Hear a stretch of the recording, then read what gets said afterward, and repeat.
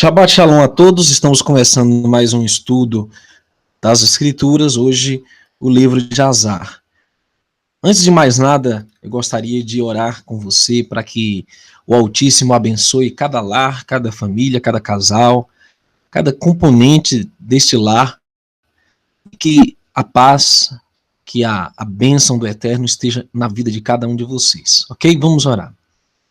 Yahweh Eterno, Altíssimo, nosso Pai, obrigado por mais um Shabat de descanso, um dia santo, um dia de celebração da criação, do teu poder redentor nas nossas vidas. Pedimos que abençoe cada família, cada caso, cada situação, transformando maldições em bênçãos e fazendo com que o teu nome seja exaltado e glorificado perante todos.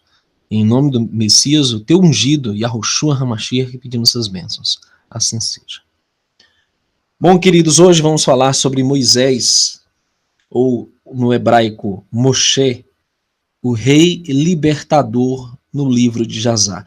Você sabia que Moisés foi um rei?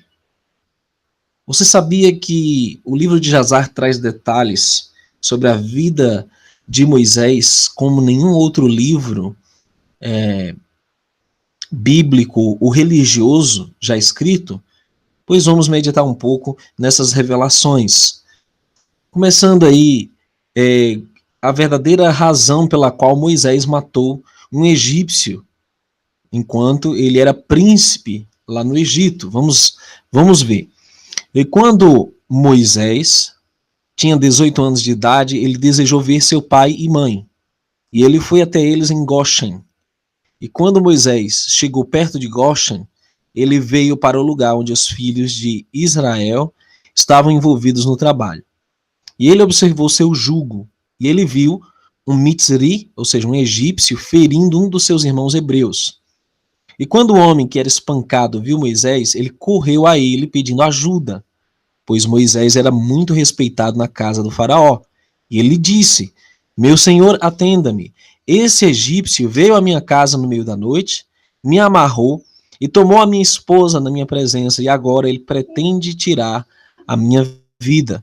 E quando Moisés ouviu esta impiedade, sua raiva acendeu-se contra o egípcio, e ele virou-se para cá e para lá. E quando viu que não havia ninguém lá, matou o egípcio e escondeu na areia, e livrou o hebreu da mão daquele que o agredia. Na Bíblia, no livro de Shemot, ou seja, Êxodo, qual chamamos de Torá, a lei, não cita o motivo pelo qual Moisés matou o egípcio. Simplesmente diz que ele matou um egípcio, que um dia um dos hebreus o acusou, mas não cita o que tinha acontecido. Este ato foi para defender um irmão hebreu que tinha tido sua esposa violada na sua presença, e ainda por cima esse egípcio queria matá-lo. Uma grande e tremenda injustiça. Então Moisés, ele faz justiça com as próprias mãos, isso não justifica, lógico, mas foi assim que realmente a história aconteceu. Inclusive muitos céticos e ateus e satanistas, digamos assim, eles tentam descredibilizar Moisés, atacar este patriarca hebreu, dizendo, não, que ele era assassino e não sei o quê, mas não foi bem assim a história. As condições foram outras, em que tudo isso aconteceu. Mas vamos continuar. No segundo dia, Moisés foi a seus irmãos e olhou, e eis que 2 homens estavam brigando, e ele disse ao perverso: por que tu feres teu vizinho? E ele respondeu-lhe e disse: quem o colocou como príncipe ou juiz sobre nós? Tu pensas matar-me como tu matou o Mitzri, o egípcio? E Moisés teve medo e ele disse: certamente a coisa é conhecida. Faraó ouviu falar deste caso e ordenou que Moisés fosse morto. Assim o Altíssimo enviou seu mensageiro, e ele apareceu diante de Faraó, a semelhança de um capitão da guarda. E o mensageiro de Arro tomou a espada da mão do capitão da guarda e cortou sua cabeça com ela, pois a aparência do capitão da guarda foi transformada à aparência de Moisés. E o mensageiro de Arros segurou a mão direita de Moisés e trouxe-o para fora do Egito, e o colocou fora das fronteiras do Egito a uma distância de viagem de 40 dias. Agora a coisa fica impressionante. O Eterno manda um mensageiro, um anjo, que evita a morte de Moisés já no Egito, porque a lei egípcia implicava que alguém que assassinasse um feitor egípcio fosse morto. E aí o que acontece? Um anjo vai, ele mata esse capitão, queria matar Moisés, e não só isso, o anjo o toma pela mão e o translada a uma distância de 40 dias do Egito. O que isso muda no entendimento da história de Moisés, do povo hebreu no cativeiro egípcio? O que isso muda? Tudo, simplesmente tudo. Porque lendo a Bíblia você tem um entendimento, né, dá a entender que Moisés vai direto para Midian, né? E não foi assim. Não foi assim. Nós vamos ver que na verdade ele foi transladado para um outro lugar, né? E nós vamos aprender que lugar foi esse.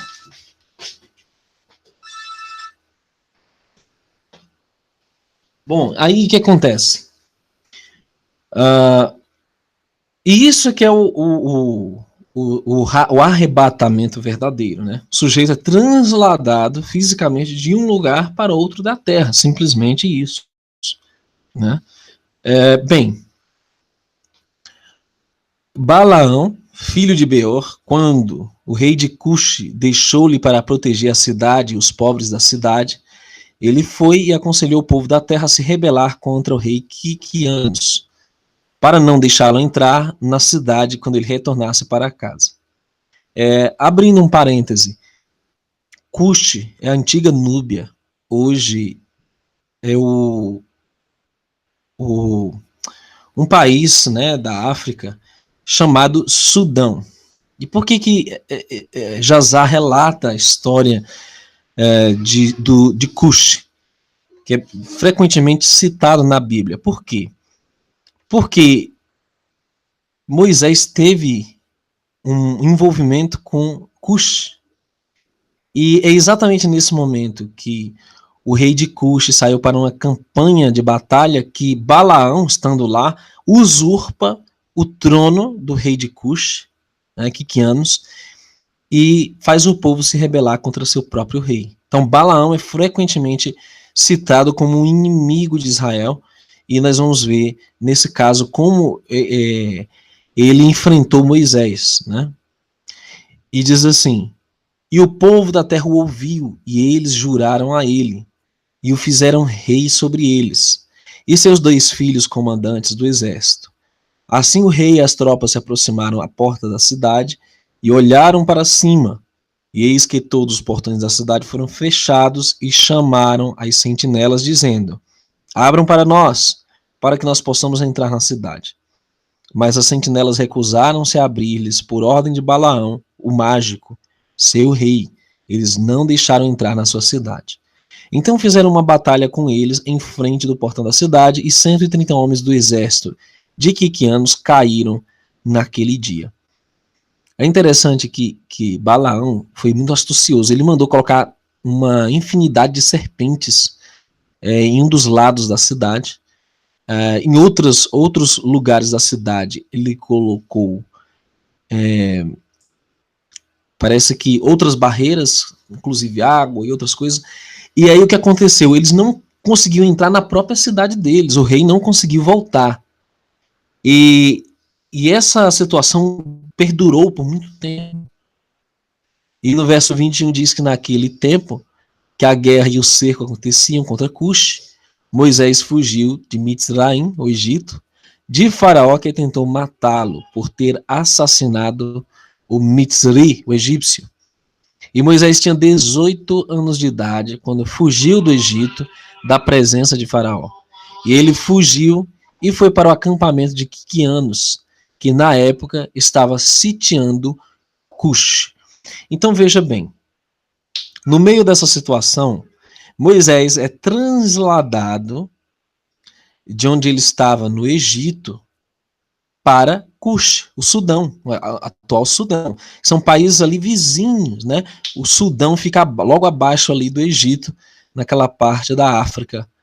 E interessante que o Eterno tinha um propósito em Moisés ir para Cush, ou antiga Núbia, né? Outra coisa interessante, a Bíblia não cita nenhum desses detalhes, né, no livro de Êxodo, não cita. Como eu disse, ele já começa ali com Moisés no poço de Midian.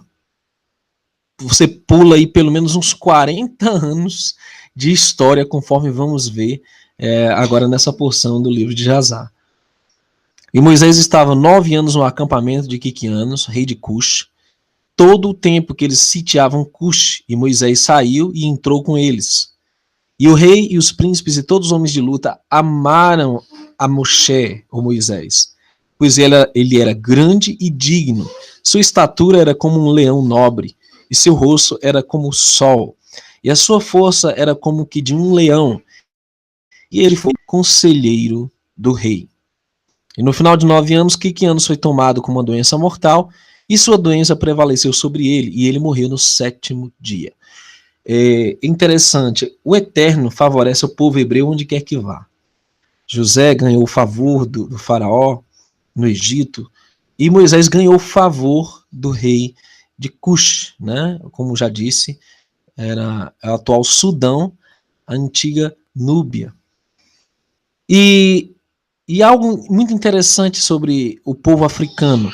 O povo africano, ele tem uma relação muito estreita com o povo hebreu. Primeiro, porque vários dos povos africanos se casaram com hebreus e vice-versa. Por exemplo, a rainha de Sabá, ela teve um filho com Salomão, né? E hoje, a atual Etiópia, esses descendentes ainda estão lá, são hebreus que descendem diretamente do rei Salomão, por exemplo. Sem falar que várias das tribos de Israel, né, elas foram para a África. E isso é muito interessante, porque frequentemente Hollywood, a própria Igreja Católica e Protestante e tantos outros associam os hebreus a um povo caucasiano, e não era. Eles eram povos do Oriente, pele escura. Tanto é que eles podiam lá se envolver com os africanos perfeitamente, muito bem. Eles podiam se misturar e eles geralmente tinham a pele queimada pelo sol, né? Eram povos que estavam ali com uma característica étnica bem diferente da que é retratada hoje, né? Eram povos de pele morena, cabelo crespo, né? Diferente do que é citado hoje. Então, para Moisés se tornar um rei na Núbia, meu amigo, ele tinha que ter pelo menos alguma afinidade cultural, né, ou racial com aquele povo, tá? E isso é muito importante nós ressaltarmos. Bom, Moisés se tornou rei de Cush. No verso 30 do livro de Jazar está escrito que assim eles diziam um para o outro: dá-nos conselho do que fazer neste momento, estando morando no deserto 9 anos longe de nossas casas. Se dizemos, vamos lutar contra a cidade, muitos de nós vão cair feridos ou mortos. E se nós ficarmos aqui no cerco, nós também morreremos. Pois agora, todos os reis de Arã e dos filhos do Oriente vão ouvir que nosso rei morreu, e eles irão atacar-nos. De repente, de forma hostil, e eles lutarão contra nós e não deixarão nenhum vestígio de nós.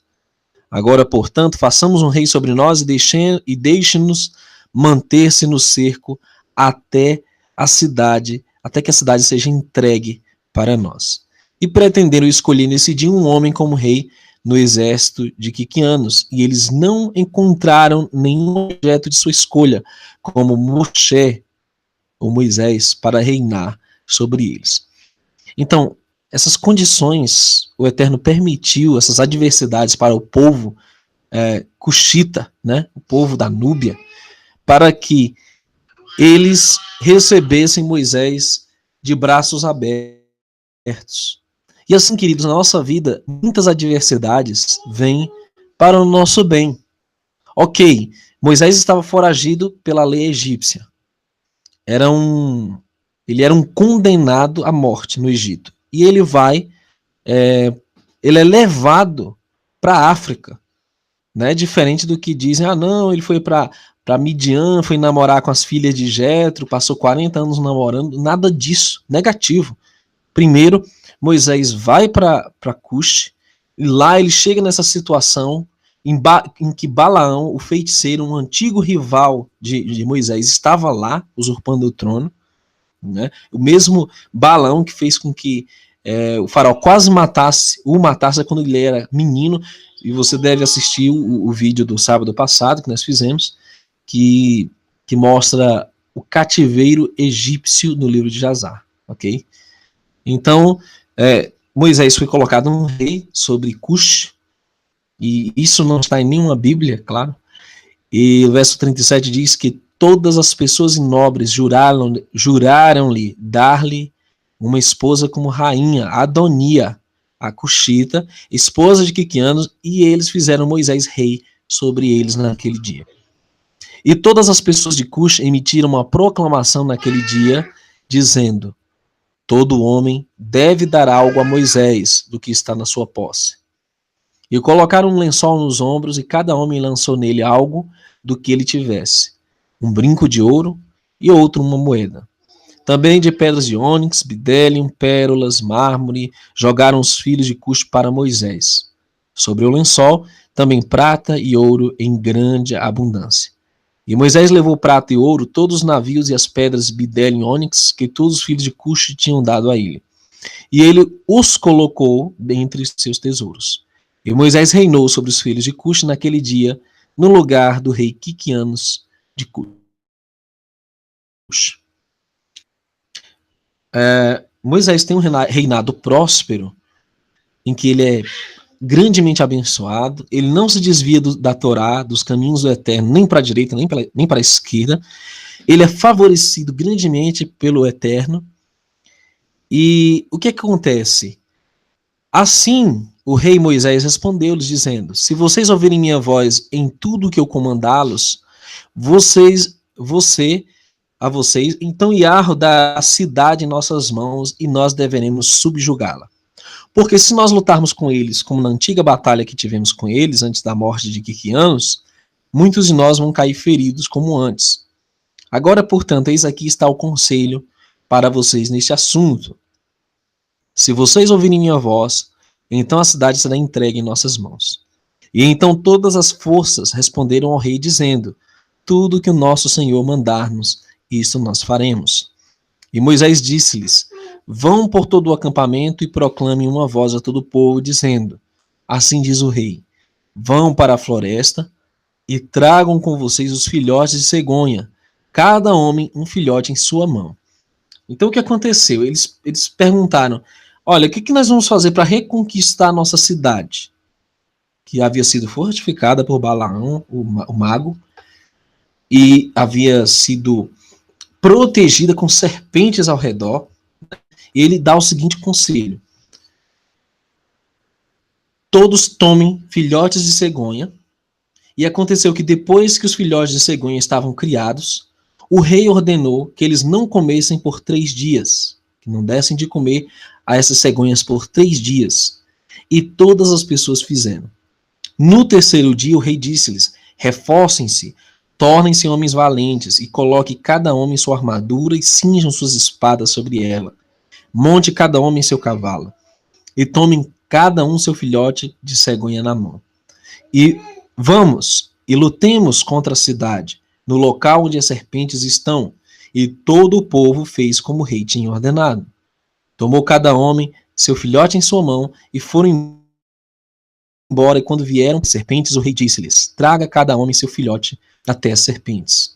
E cada homem trouxe uma jovem cegonha pela ordem do rei, e as jovens cegonhas correram até as serpentes, e elas devoraram todas elas, e as destruíram fora daquele lugar. E quando o rei e o povo tinham visto que todas as serpentes foram destruídas naquele lugar, todo o povo deu um grande grito. Aproximaram-se, lutaram contra a cidade e a tomaram e subjugaram-na, e eles entraram na cidade.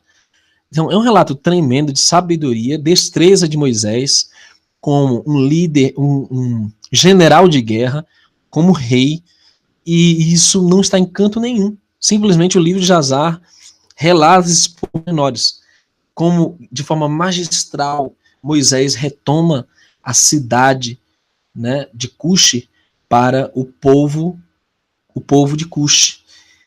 E é interessante porque Cuxi tem algumas semelhanças com o Egito. Você vê essas pirâmides aí na ilustração do vídeo, é exatamente assim que Cuxi permanece até hoje. Né? Então deveria ser um reino bem interessante de se visitar naquela época.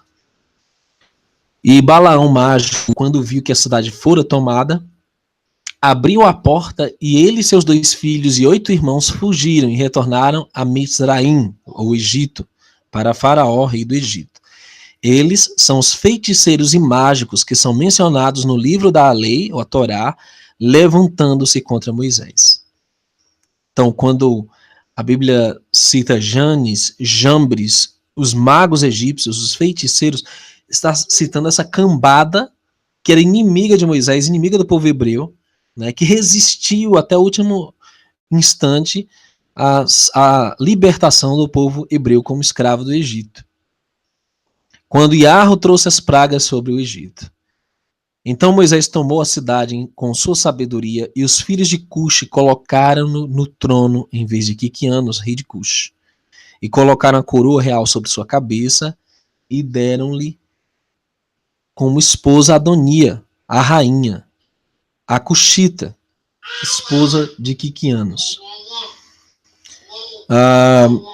E Moisés temeu Iarro, o Altíssimo, de seus pais, então ele não foi a ela, nem virou seus olhos para ela. Pois Moisés lembrou-se como Abraham tinha feito seu servo Eliezer jurar, dizendo, tu não levarás uma mulher das filhas de Canaã para meu filho Isaque. E aqui é um ponto interessante. Moisés honra o Eterno. Um dos mandamentos do Altíssimo era que eles não poderiam se misturar com os cananitas, né? Descendentes de Cã. E ele nem sequer olha para essa mulher, passa 40 anos a evitando e sendo próspero, estava solteiro como rei em Cuxi. Isso é muito interessante.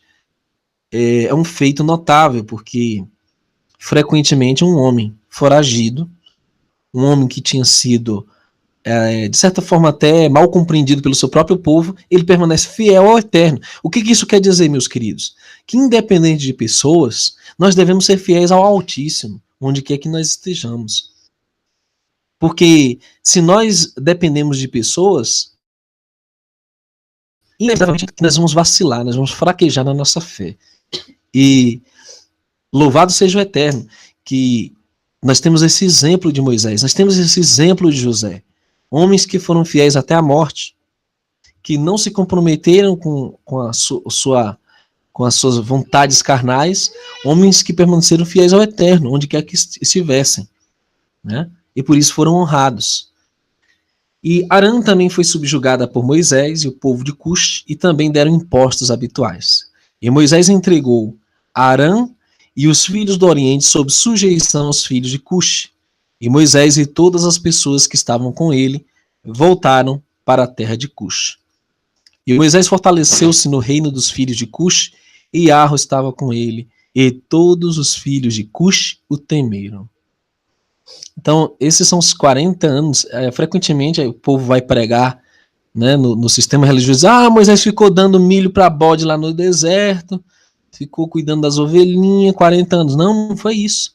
Pelo contrário, ele foi um rei, um homem notável no seu tempo, né? Um homem que influenciou vários continentes, na verdade, e que permanece até hoje como um dos maiores patriarcas do povo hebreu, né? Um dos maiores representantes do Eterno sobre a terra. E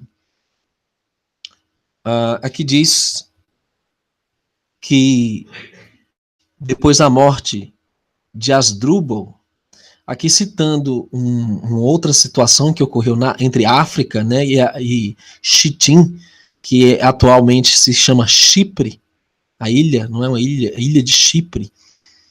Foi depois da morte de Asdrubal, filho de Angés, rei da África, quando Latins tinha voltado para sua terra da batalha, que todos os habitantes da África levantaram-se e tomaram Aníbal, filho de Angés, o irmão mais novo de Asdrubal, e fizeram-no rei no lugar de seu irmão sobre toda a terra da África.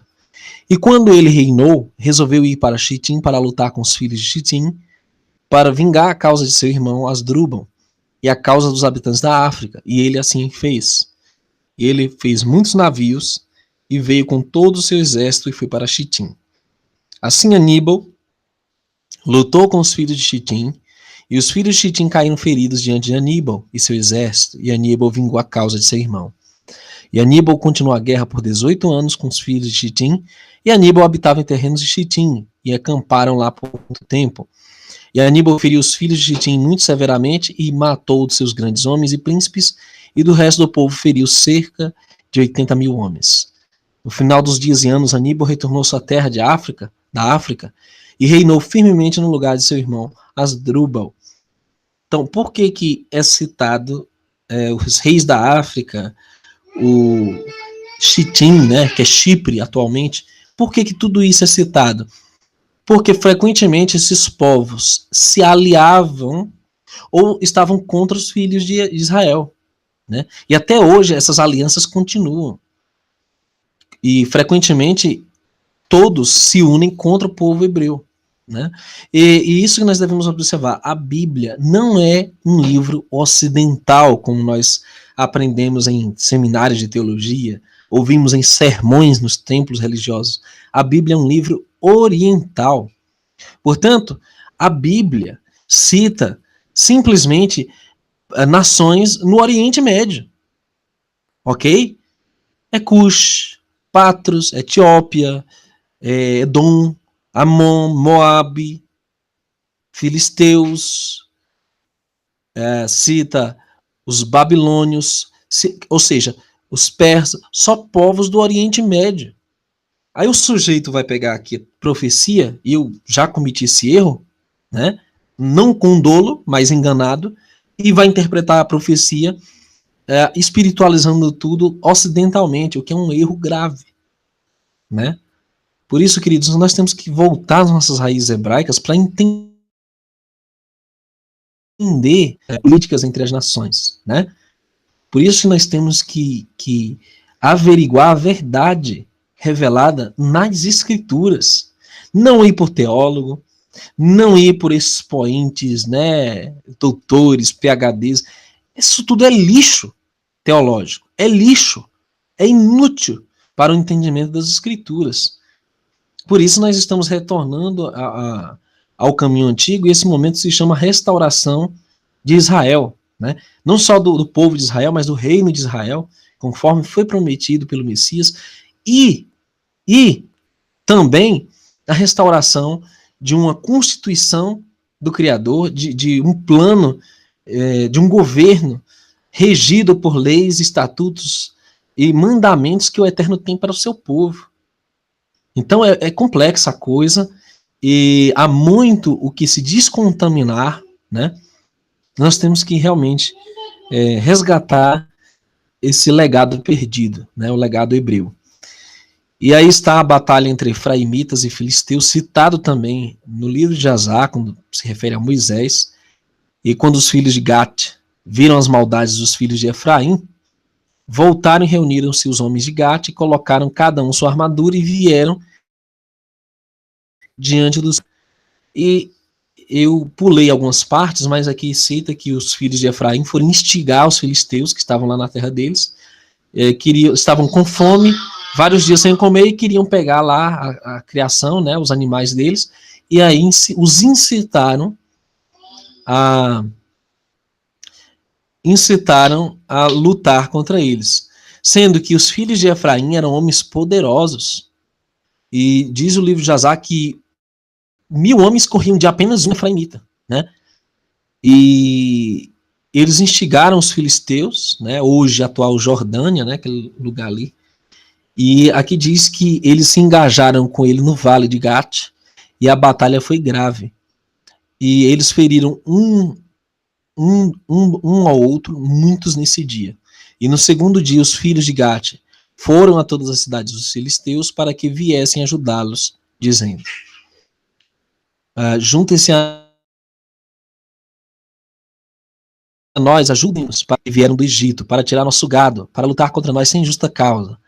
Ora, as almas dos filhos de Efraim ficaram esgotadas com fome e sede, pois eles não tinham comido pão durante 3 dias. E 40.000 homens saíram das cidades dos filisteus para ajudar os homens de Gate. E estes homens estavam envolvidos na batalha com os filhos de Efraim, e Arro entregou os filhos de Efraim na mão dos filisteus. Eu acho interessante que esses relatos são tão verdadeiros, porque mostra que o Eterno não faz acepção de pessoas. O que está errado diante dos olhos do Eterno está errado. Frequentemente, quando o povo hebreu caía em transgressão, o Eterno não sancionava isso, não. Ele entregava ele na mão dos inimigos de bandeja, porque eles estavam errados. Então, como que um cético, um satanista, sei lá, um luciferiano, ele vem dizer, não, porque Deus era injusto e não sei o que, favorecia. Negativo. Aqui não tem prediletos. Quando está errado, está errado. O Eterno não alisa não passa a mão na cabeça de quem está errado. Prova é o que aconteceu com os israelitas na batalha de Ai. Foram derrotados. Prova disso é quando foi ver a bruxa de Endor, né? Fez lá uma macumba, lá uma sessão espírita, não sei como foi, e aí morreu no dia seguinte, porque o Eterno não sanciona seus filhos em transgressão, né? Pelo contrário, ele pune e faz com que eles se arrependam e se voltem a ele, né? É mais uma lição que nós aprendemos nas Escrituras. Aqui diz assim: no 40º ano do reinado de Moisés sobre Cush, Moisés estava sentado no trono real, enquanto diante dele todos os nobres estavam sentados ao seu redor. E Adonia, a rainha, disse perante o rei e os príncipes: o que é isto que vocês, os filhos de Cush, têm feito por todo este tempo? Certamente você sabe que durante 40 anos que este homem reinou sobre Cush, ele não se aproximou de mim, nem serviu os ídolos dos filhos de Cush. Agora, pois, ouve, ó filhos de Cush, permitam que este homem não mais reine sobre vocês, pois ele não é da nossa carne. Eis que Menacros, meu filho, está crescido. Deixe-o reinar sobre vós, pois é melhor para vocês servirem o filho do seu senhor do que servirem a um estranho, escravo do rei de Mitzraim, do Egito. Então Moisés passa 40 anos de abstinência sem se envolver com a rainha. Ela se revolta por isso e diz: olha, ele não é idólatra, ele não participa da nossa idolatria, então não tem por que esse homem ser rei. E aí o que acontece? O povo de Cush despede Moisés, inclusive dão presentes para ele. Ele era muito amado pelo povo da antiga Núbia, né? Hoje é Sudão. E ele vai então, aí é que ele vai para Midian, né? O poço de Jetro, que a Bíblia já pula 40 anos quando ele foge do Egito para esse incidente no poço de Jetro, né? E eu acho o máximo isso aqui, porque isso nos dá uma linha de tempo perfeita e preenche as lacunas que a Bíblia não preenche, né? Você tem 40 anos da vida de Moisés aí, totalmente no anonimato, sem informação nenhuma, quando na verdade é uma riqueza de detalhes que aconteceu durante esse período, né? Então Moisés saiu da terra de Cush, foi para casa e deixou de reinar sobre Cush. E Moisés tinha 66 anos de idade quando ele saiu da terra de Cush, pois isto veio de Arro, porque o período havia chegado em que ele tinha marcado, nos dias antigos, para livrar os filhos de Israel da aflição dos filhos de Cã. Então Moisés foi para Midian, pois ele estava com medo de voltar para Mitzraim, ou seja, o Egito, por causa do faraó, e ele se foi. Sentou-se em um poço de água em Midian, e as 7 filhas de, aqui diz Reuel, né, mas é Jetro, o midianita, saíram para alimentar o rebanho de seu pai. E eles vieram para o poço e tiraram água para o rebanho de seu pai beber. Então os pastores de Midian chegaram e as expulsaram dali, e Moisés levantou-se e ajudou-as a dar de beber ao rebanho. Aqui nós retornamos ao livro de Êxodo, né? Lá, quando eu creio que no capítulo 3 ou 4, né, começa a descrever a missão de Moisés para libertar o povo hebreu do cativeiro egípcio. Mas então Moisés chega lá no poço de Midian, dá uma surra naqueles intrometidos, né? Eles estavam no lugar errado, não pertencia a eles o poço, expulsa aqueles homens que estavam importunando as filhas de Jetro, né? Conforme o livro de Azar está citando aqui, né? Que aqueles homens importunaram a elas, e então ele intervém, e Moisés contou a Jetro que ele havia fugido do Egito e que reinou 40 anos em Cush, e que depois tomaram o governo dele, e tinham mandado ir em paz, em honra e com presentes. E quando Jetro ouviu as palavras de Moisés, Jetro disse dentro de si mesmo: vou colocar esse homem no cárcere, em que vou conciliar os filhos de Cush, pois ele fugiu deles. E eles tomaram e colocaram-no na prisão. E Moisés ficou na prisão 10 anos. E enquanto Moisés estava no cárcere, Zípora, filha de Jetro, teve piedade sobre ele e apoiou-o com pão e água o tempo todo. E todos os filhos de Israel estavam ainda na terra do Egito, servindo os egípcios em todo tipo de trabalho duro, e a mão do Egito continuou em severidade sobre os filhos de Israel naqueles dias. Bom, queridos, aqui termina essa primeira parte sobre a libertação do povo de Israel do cativeiro egípcio, mostrando o tempo em que Moisés ficou fora do Egito, né? E tudo faz sentido. Ele não poderia ter saído do Egito um garoto de 18 anos e chegado arrebentando lá na terra de Midian. Pelo contrário, ele teve uma vasta experiência antes disso, foi rei, um general, aí ele chega lá já com 60 e poucos anos, né? Lá em Midian, arrebenta aqueles inimigos ali, né? Aí tudo bem, é coerente, tem lógica. Então é maravilhoso o livro de Azar, recomendo que você leia, analise, pondere sobre a veracidade desse livro e retenha as lições que o Pai nos ensina na história do nosso povo de Israel, o qual somos parte também, graças ao Eterno por isso, né? Quem não entende isso ainda, assista o vídeo, as 10 tribos dispersas de Israel, onde estão. Né? Nós falamos sobre a herança israelita brasileira também, tá? O Altíssimo os abençoe ricamente. Agradecemos a todos os irmãos que estão presentes nesse Hangout, tá? Como alguns já sabem, nós saímos dessa rede social perversa chamada Facebook, né? E, portanto, nem estamos colocando links lá para ninguém e tal. Mas você que quer acompanhar nosso trabalho, basta acessar o nosso canal YouTube, né? E quem continua lá nessa rede maldita que é Facebook, né? Pode fazer algo de bom, que é compartilhar, né, os nossos links aí, ok? Que o Criador abençoe cada um de vocês, tá? Shalom, que o Eterno nos abençoe. Até o próximo Hangout, se o Eterno permitir.